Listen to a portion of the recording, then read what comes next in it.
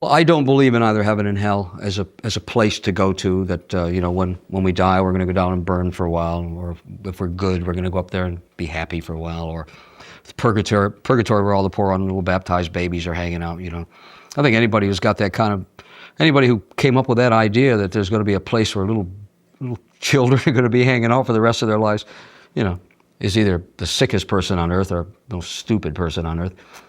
And I think both of those things apply. So I don't believe in any of those things. My belief in heaven and hell is right here. This is where we are. This is heaven, this is hell. You make your own heaven, you make your own hell. Hell, good and evil, God, the devil, reside in each one of us. I don't have to go to a place to pray. I can pray inside myself. I can pray to whomever I want to inside myself and get the same results. I don't need to be told by a priest that I'm bad, or to be told by a nun that I'm not learning my project properly and get smacked on the hand with a ruler. Who the hell are you to do that to me? Or to be told that here's God, and God is a guy who's been nailed up on a piece of wood. It's not the way I want to think of life. I don't think of it that way.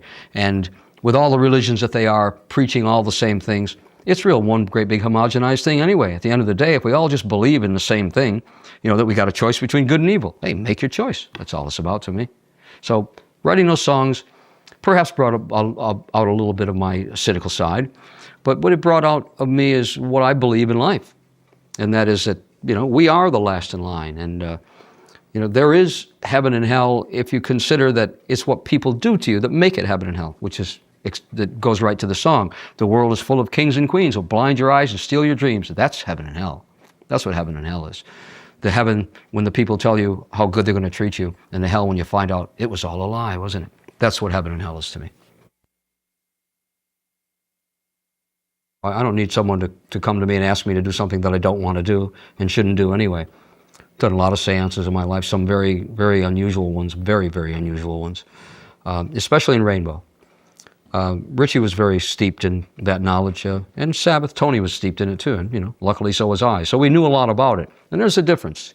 The difference is that when you know what you're dealing with and you're not afraid of it, and you don't do silly things, and if you're secure in yourself, you're going to be okay. But, seances and Ouija boards and all those kind of things can take people to places where they shouldn't be, and places where they probably didn't want to go to. But those things happen. Me, again, I was smart enough to know what was going on. The seances that I've been part of were so frightening that, I don't deal with it anymore. I don't ever have a seance in my home, ever. Because then you invite that same presence back that I had before, and it's a pretty terrible thing. I mean, it's really scary. I mean, if that doesn't make you think that, well, maybe there is a hell, then nothing will. But then if, an intelligent being goes, well, no, it's got to be something else. It's got to be.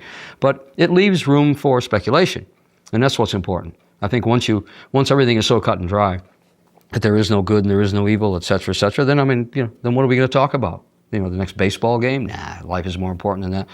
But I've done all that, and so I know how to approach it. And I know that it's not important for me to do it anymore. And actually, it's important for me not to do that anymore. I think that you're always influenced by the things you hear as you're growing up. In my hometown, we had loads of people who were residents of the city, of New York City, who came to the university in my hometown. And so they brought with them their music that we never would have heard in the farm town we lived in. And so they brought, mainly R&B stuff. So I listened to Sam Cooke and Jackie Wilson, Sam and Dave, all those people, James Brown.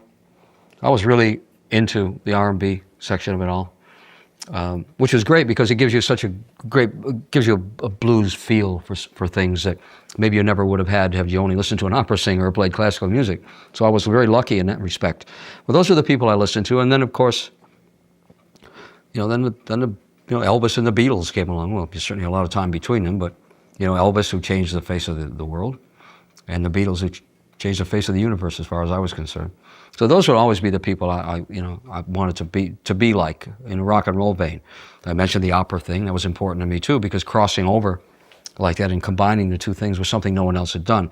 And I realized early on that it was important to do something that no one else had done. Uniqueness is what makes you important. Being bland and the same as everyone else makes you bland and the same as everybody else. So those are the people I listen to, but when the Beatles happened, and that was really it for me.